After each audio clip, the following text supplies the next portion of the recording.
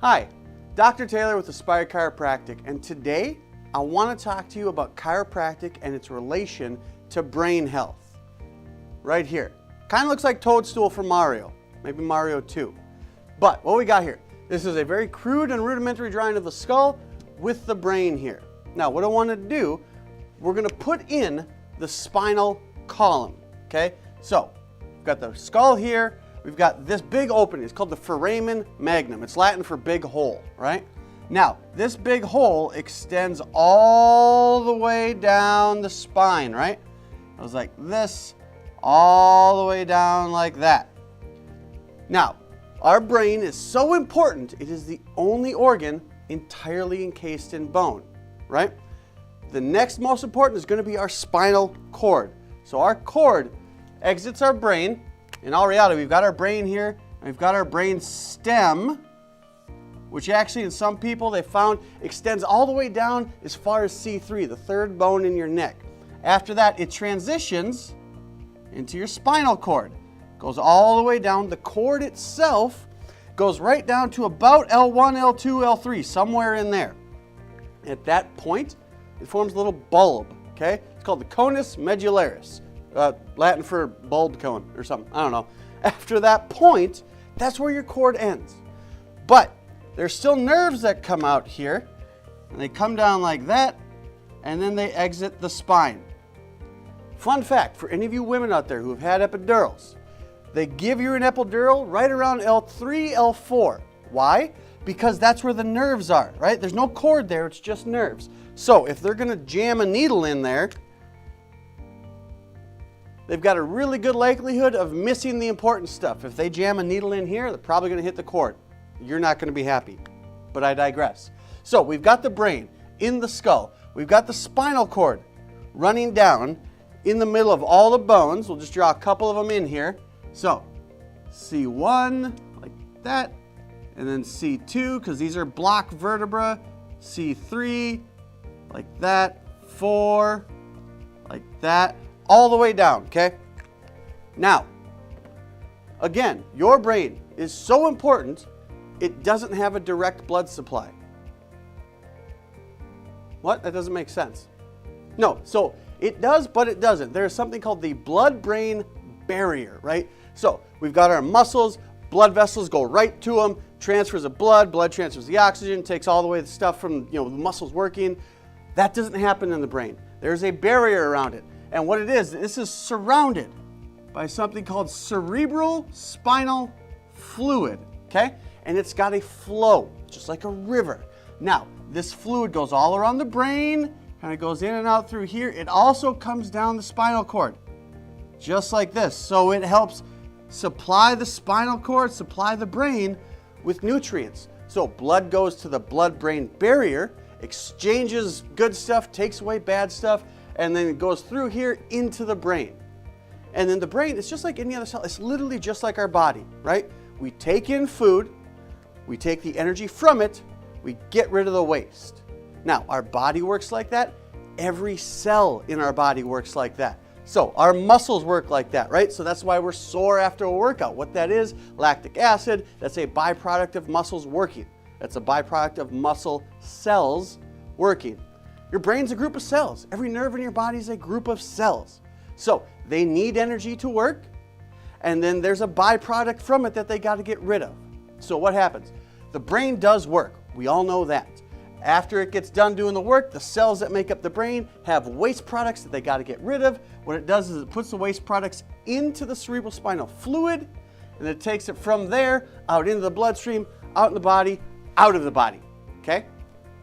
How does chiropractic fit into all this? We've got this flow. It goes up and around from the skull all the way down the spine. So what happens if one of these bones are misaligned? If we've got our fast-flowing river, whoosh, like that, and it's going across the river banks. What if a river bank can shift? So if we've got a river bank here and a river bank here, what if the bank moves? What happens to this flow? It's going to run into this here. It's going to pool right here. It's just going to sit there, right? It's stagnant. You ever seen a fast-flowing river? And then you see a big old rock or some sort of bend in the river, and then there's just that nasty little puddle of foamy garbage? That same thing happens here. Our brain needs energy. It needs stuff to run and to work. When it's done using that fuel, it has waste products. It has to get rid of them. It puts those waste products into the cerebrospinal fluid, which are then supposed to be removed. But again, this has a flow. It's just not sitting there. Goes up, goes around, goes down. But if we have a bone that slides out of place, and we're looking at a pinch right there, what happens to that river? That river gets gunky, real technical. That river gets stagnant. So then what happens? All the stuff the brain is kind of excreting starts to sit up here, muddy up the water.